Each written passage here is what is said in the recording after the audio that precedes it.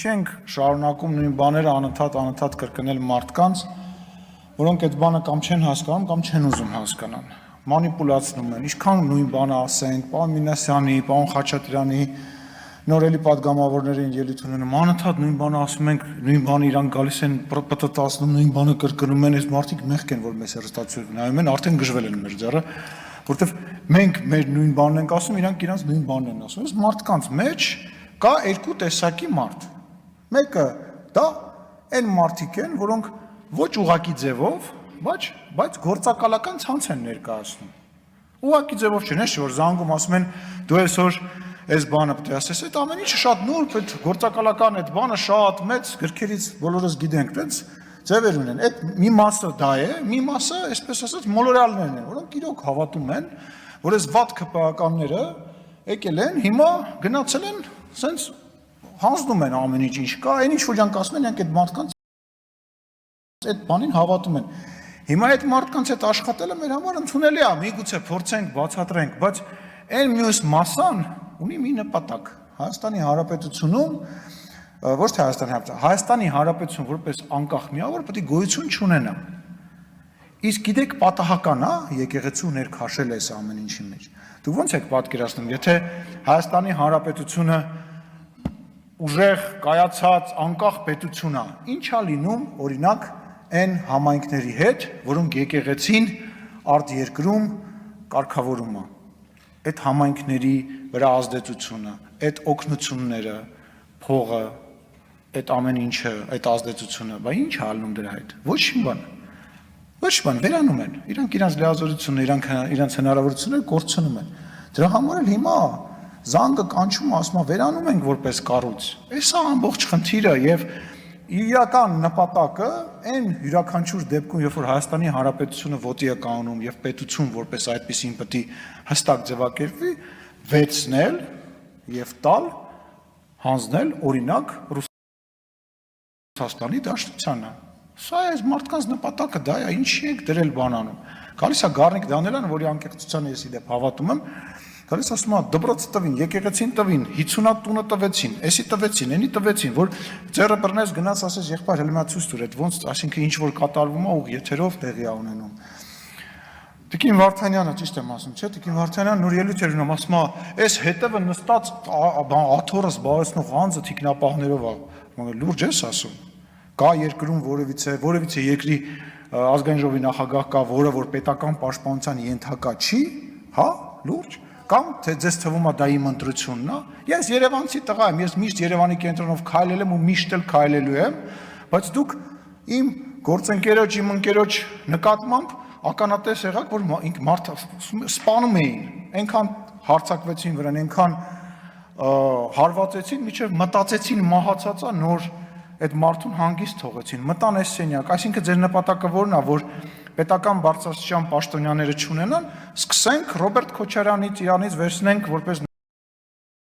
նախկին երկրի ղեկավար այն պաշտպանությունը, որը որ ինքը օրենքով ունի, ինչի է թիկնապահով ման գալիս, եթե իհարկե Երևանով կարողանում է ման գալ, կամ իր որդին ինչի է իր շուրջը թիկնապահներին ման տալիս կամ որպես օգնական գրանցում։ Ես այդ իմ ընտրությունը չի, նենց չի, որ իմ ուշքը գնում է, որ կողքս միշտ 3 հոգի, ես ինչ հեռախոսով խոսում եմ կամ ուրեթվում եմ, այդ 3 հոգին հետս գալիս են, դա ընտրության հարց չի։ Ասենք ես դրա կարիքը չունեմ, բայց ասենք ոչ իմ երեխաները, ոչ իմ կինը, ոչ վարչապետի երեխաները ազատ շրջում են։ Ազատ ինչ օրինակավոր բերում ստեղ մանիպուլացնում եք, հետևը նստած, ես ընտրված եմ ի տարբերություն ձեր ղեկավարի, որը երբևիցե Հայաստանի Հանրապետությունում չի ընտրվել։ Հենց որ բան արեք, խոսալուց միշտ իմացեք, որ դրա հակառակ կողմը կա։ Ինչ է տեղի ունենում։ Տեղի ունենում հետևյալը, որ կրկին անգամ փորձ արվեց մարդկանց հույզերի վրա խաղալով շարժում գեներացնել, փորձը չհաջողվեց եւ հիմա, այսպես ասած, ելքի ստրատեգիա է ընտրվում, թե ոնց պետք է դե պետքա չէ իրավիճակից դուրս գան ինչ-որ ձևով։ Ես շատ ցավում եմ, որ եկեղեցին ներքաշվեց այս ամեն ինչի մեջ։ Ես կարծում եմ, որ նաեւ եկել է ժամանակը մենք քննարկենք, հասկանանք, թե այն հարկային պարտավորությունները, որոնք որ բոլորի համար Հայաստանի Հանրապետությունում առկա են եկեղեցու հանդեպ ինչու դա չի կիրառվում, եւ ես կարծում եմ մենք այդ հարցը պետք է մոտ ժամանակները քննարկենք, որովհետեւ հերիք եղավ էլի մեր էմոցիաների, մեր պատմության, մեր արդեն իսկ քաղաքական դաշտում գործ անելու համար գնալ աշխարհասփյուր հայրենիքի հայաստանայությունից փող հավաքել, հարստանալ, մոմ ծախել, կոկա-կոլա ծախել, գինի ծախել, գինու բանը, ռեստորաններ ունենալ ու հարկ չվճարել։ Ես հասկանամ, ինչի պետք է իրանք հարկ չվճարեն, եւ ընդհանուր առմամբ օրենսդրական առումով մենք պետք է մի հատ վերանայենք, հասկանանք, թե ինչով է օրինակ եկեղեցականը, որի թաթիկը համբյուրում են, ավելի օրենքից բարձր հասարակ գործարարից, որը որ հարկ է վճարում, որը որ բանակի համար փամփուշտ է գնում, իմ համար այդ գործարարը, որը որ մեր մեծ հարկատուները ամենակարևոր մարդիկ են։ Ամենակարևոր մարդիկ են, իրանք ֆինանսավորում են Հայաստանի Հանրապետության անվտանգությունը։ Հիմա այդ մարդիկ պետք է հարկ վճարեն, իրանք պետք է հարկ չվճարեն։ Քաղաքի Երևանի կենտրոնում նստավայր ունի կաթողիկոսը, եկեղեցի կա Աննայի անվան, Սուրբ Աննայի անվան, որտեղ միտինգներ են անցկացնում։ Այ քեզ բան։ Այս սեփական, ասենք, միտինգի գրասենյակ, ուզում հասկանամ։ Էտո՞վ է ձեզ թույլ տվել մտնեք իմ հայ առաքելական եկեղեցու շինություն եւ միտինգներ կազմակերպեք։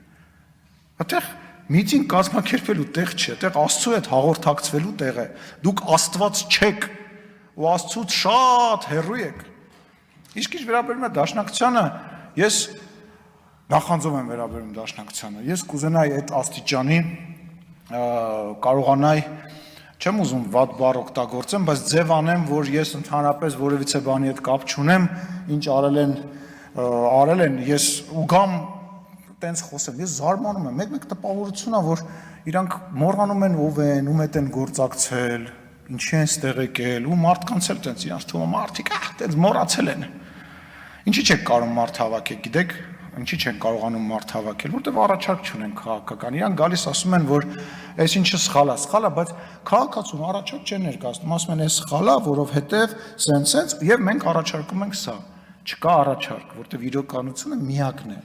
Հայաստանի Հանրապետության իշխանությունը անում է ամեն ինչ, որ Հայաստանը ունենա հստակ սահման։ Երբ որ ստեղից ասվում է, իսկ ինչ ենք ստանում մենք հակառակը, ժողովուրդ, հարգելի ընկերներ, ստանում ենք սահման։ Ով է հարձակվելու այդ սահմանի վրա, Հայաստանի Ադրբեջանի մեջ եղած սահմանի, ով է հարձակվելու։ X երկիրը ոչ, հարձակվելու Ադրբեջանը, եթե դու ունենաս վեճ, մենք ստանում ենք համաձայնեցված սահման։ Այդ լուսանկարը, որը վարչապետը տեղադրել էր, այդ սյունը, առաջին սյունը, դա պատմական լուսանկար է։ Դա մեր պատմության համար ամենակարևոր լուսանկարներից մեկն է։ Եվ ես շատ մեծ ցանկություն ունեմ եւ ամեն ինչ անելու եմ, որ մենք այդ սահման